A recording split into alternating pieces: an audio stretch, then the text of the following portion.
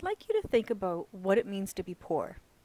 This is another term that's kind of vague and kind of relative. Are you poor if you can't afford to buy a house, if you can't afford a mortgage and you have to rent instead of owning? Are you poor if you rent weekly instead of monthly? Do you think somebody's poor if they receive benefits from the government in the form of geared to income or subsidized housing? Or maybe if at the end of the month they have no money left. And I don't mean spending irresponsibly. I mean, once the bills are paid, there's really almost nothing left. Is somebody poor if they have to rely on a food bank once a month or twice a month? Is somebody poor if they have no indoor plumbing? The text provides quite a bit of a discussion regarding how difficult it is to provide an absolute concrete definition of poverty that everybody agrees with. And because of this, it can be difficult to determine exactly how many people in a community should be considered or labeled as poor. Now, in part, the problem with this is because what is considered essential to provide a minimum standard of living is also not exactly agreed upon. So, for example, indoor plumbing. My granny didn't have indoor plumbing growing up in Bracebridge. My partner's mom grew up in Italy. She came over in the early 1960s, and she didn't have indoor plumbing of any kind. In fact, she even had to carry water into the house. I want you to think about, what does it mean to go hungry? The current term for this is food insecurity, or to be food insecure. If somebody has potatoes and fish, but they don't have much of anything else, does that mean that they're food insecure? My granny didn't have a wide variety of things to eat. Neither did her daughter, my mom, who grew up during the Great Depression, but they certainly had food. So food insecurity means that a household does not have enough money to purchase a sufficient amount or variety of food to live a healthy lifestyle. And being in a low-income household contributes to food insecurity. So research suggests that food insecurity not only affects child development, but also leads to chronic health conditions, depression, and poor health in general. So what would you consider a bare essential? And this is a key question that comes up time and time again. It's a basic question regarding the heart of what poverty is, and in tandem with this is a question of what does it mean to be deprived. Should poverty be broadly defined based only on income and number of people in a household? So if you're a single person living on $17,000 a year or less, you're considered poor. And if you're a family of 4 living on $24,000 a year or less, you're considered poor. Or should the definition of poverty take into account other factors? Like not only that you have some kind of housing, but the quality of housing people have. Not only that people have food, but the nutrition that their food provides them. In Canada, we have what is called a low income cutoff. That is the term used in Canada. So if you're taking notes, do yourself a favor, write it out in full once and then just use the acronym. This is published by Statistics Canada, and this is the income level below which a family spends 20% more of its income on necessities than the average family does. And this isn't as complicated as it sounds. So first of all, what does Statistics Canada consider a necessity? They consider food, clothing, and shelter a necessity. Anything other than that is not essential. So in terms of this whole 20% thing, what the low income cutoff means is, let's say you look at my community, and let's say if an average household in my community uses 30% of its income on these necessities, so 30% is the average in my community, but some households spend 50% of their income on necessities. So they're spending 20% more on these bare necessities than the average house. This is considered low income. They have less income. They make less. So more of what they make is spent on these necessities. In calculating the low income cutoff for an area, 2 things are taken into account. One is the size of the community, And two is the size of the household. How many people are living in the household? Because it does make a difference. Is there 2, 3, 4, 6, 7 or more people living in a household? And once the low income cutoff has been determined for an area, if a person's family is below the cutoff, they're considered to be low income. So that means we can then figure out what percentage of a community is at or below the low income cutoff. So we don't say, even though I'm probably going to use that expression here in this lecture anyways, I'm not supposed to say at or below the poverty line. I should say at or below the low income cutoff. That's the Canadian term for it. And it's the same way that you figure out your percentage on an assignment or a test.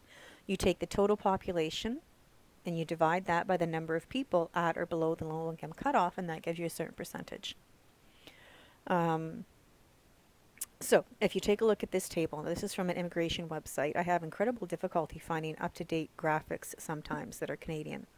But this gives you an idea. So for one person in this community, if they make $24,949, they have to make at least that, or they're considered low income.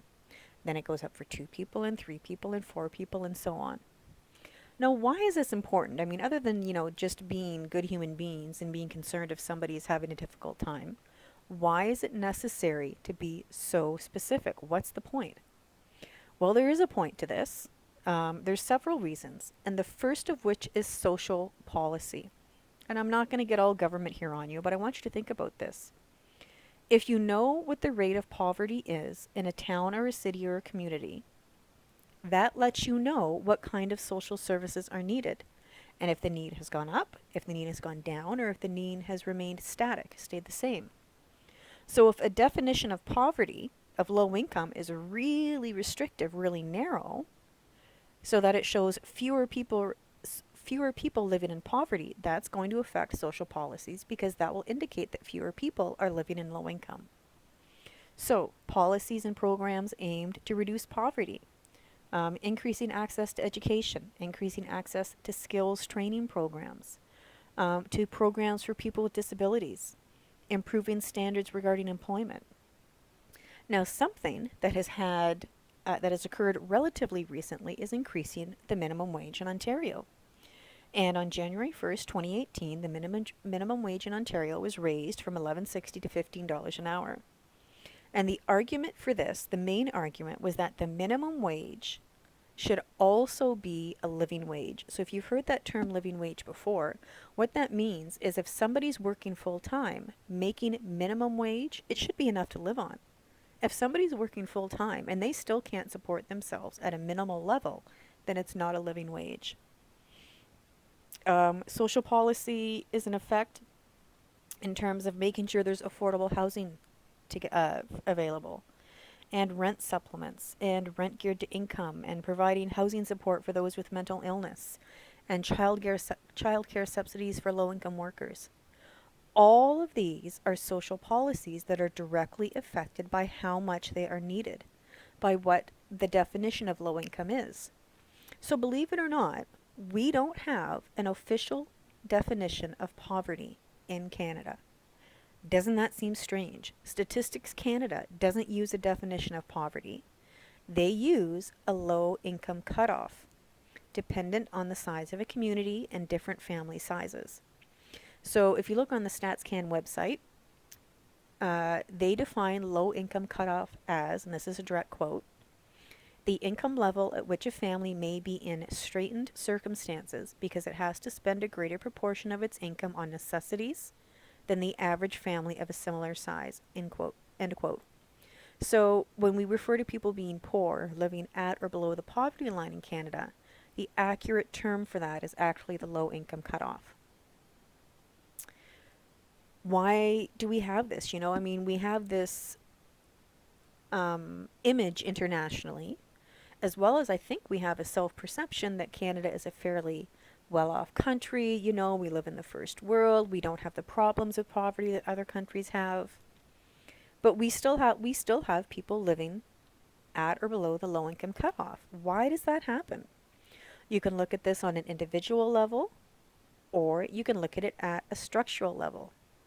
at internal factors that lead a person to be poor and at external factors. We know that there are certain internal personal factors that are more likely to lead somebody to being poor. So, for example, somebody with a mental or physical disability is likely to have a harder time supporting themselves. A person with some kind of behavioral issue. But not everybody who has these internal individual traits ends up living in poverty. So we know it's more than that. Is there a culture of poverty that a person learns in their family of origin? If somebody grows up in a poor family, do they learn certain attitudes or behaviors or perspectives that lead them to not have as much motivation to do something with their life? That leads them to have a negative attitude about being proactive. This idea is called the culture of poverty, and it states that poverty is the result of people's values or cultural norms. That people who are poor have different cultural values than mainstream society. Not a very politically correct way of looking at it, is it? That the poor are not only lacking resources, but that they also acquire a poverty perpetuating value system, so that children in these families grow up in an impoverished home and they're socialized into behaviors and attitudes that perpetuate the inability to escape the lower class, the low income. Basically, the theory suggests that we learn certain norms when we grow up. Is that what happens when you grow up? Yes. But the culture of poverty says that when we grow up in a family that's poor, this shapes our life choices and opportunities. We internalize the values we grew up with, and this explains why people who grow up poor might remain poor. So in the previous slide, you saw Oscar Lewis. Oh, let me get this working again. So this is Oscar Lewis, who came up with this idea of culture of poverty. And he wrote about this after studying poor families in Mexico and Puerto Rico. And what he did was he tried to explain what he saw as particular cultural values that he thought characterized poor people. And I never said this was going to be politically correct. He said he observed that children who grew up in very, very poor conditions, like a slum, for example, would internalize feelings of hopelessness or desperation that characterized their living conditions, and that as these kids grew up, they would be unable to take advantage of any opportunities that might exist. This kind of psychological phenomenon would occur that accompanies them living in such an impoverished community. Now, sometimes culture of poverty is referred to as the cycle of poverty or the poverty cycle. So although Oscar Lewis was in Mexico and Puerto Rico, you could also apply this to westernized societies. And Mr. Lewis said, this is a direct quote, "The people in the culture of poverty have a strong feeling of marginality, of helplessness, of dependency, of not belonging. They are like aliens in their own country, convinced that the existing institutions do not serve their interests and needs. Along with this feeling of powerlessness is a widespread feeling of inferiority, of personal unworthiness," end quote. So again, this is not what would be considered a politically correct point of view, but it's not without its supporters. Still, relying on the concept of a culture of poverty to explain the very existence of poverty is not as straightforward as it sounds, because everything that is associated with it, lack of motivation, having different values, these are all effects of being in poverty, not things that cause poverty. It's kind of like the question, what comes first, the chicken or the egg? People who live in poverty generally feel less motivated because of their circumstances, because of their lack of ability to get ahead, because their lack of control over their own life. But at the same time, having those feelings contributes in some way to them being in poverty. But in addition, as I have already pointed out, many people who are at or below the low income cutoff are working. They are called the working poor. And it's estimated that approximately 70% of Canadians living at or below the low income cutoff are working. They might be working, but they can't earn enough to get by. Or they can support themselves, but they can't earn enough to get ahead to improve their economic situation. So this means that some workers who aren't earning enough need to supplement their income by taking on a second or a third part-time job. These are also people who are more likely to have precarious employment, which means employment that is not permanent, employment that's part-time instead of full-time, that's temporary or contract work, employment that doesn't include benefits, on-call shifts, or generally uncertain periods of employment. So with this in mind, real life does not completely support the concept of a culture of poverty.